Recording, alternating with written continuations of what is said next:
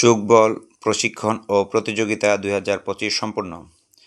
তারুণ্যের উৎসব সিজেকেএস চোখবল প্রশিক্ষণ ও প্রতিযোগিতা 2025 এর সমাপনী ও পুরস্কার বিতরণী অনুষ্ঠানটি অনুষ্ঠিত হয় চট্টগ্রাম জেলা ক্রীড়া সংস্থার আয়োজনে এবং বাংলাদেশ চোখবল অ্যাসোসিয়েশনের সহযোগিতায় Chattogram metropolitan police line multipurpose sports হলে।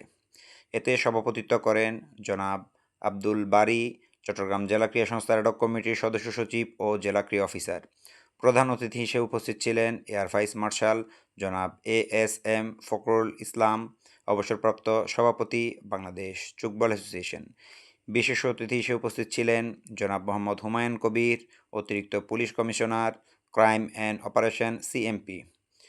মেজর জনাব মোহাম্মদ আতিকুল হাফিজ, অবসরপ্রাপ্ত সাধারণ সম্পাদক বাংলাদেশ বাস্কেটবল ফেডারেশন। জনাব আবু হেনা মোস্তফা কামাল টুলু, সাধারণ সম্পাদক বাংলাদেশ সাইক্লিং ফেডারেশন।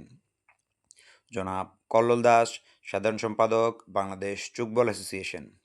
এ সময় আরও উপস্থিত ছিলেন জনাব গিয়াসউদ্দিন বাবর, ভারপ্রাপ্ত অধ্যক্ষ সরকারি শারীরিক শিক্ষা কলেজ চট্টগ্রাম। জনাব মোহাম্মদ ফয়সাল আজিম, বাংলাদেশ বাস্কেটবল ফেডারেশন যুগ্ম সম্পাদক। বাংলাদেশ চোখবল অ্যাসোসিয়েশনের নির্বাহী সদস্য জনাব সাইফুল্লাহ মনির।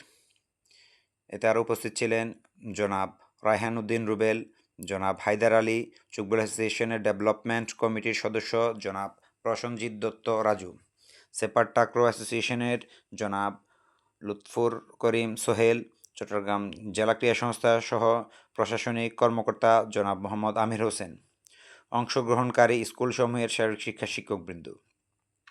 প্রশিক্ষণ কার্যক্রমে প্রশিক্ষক হিসেবে দায়িত্ব পালন করেন জনাব আজিজুল হাকিম মুন্না, জনাব মোহাম্মদ আলমগীর, জনাব আরাফাত রহমান।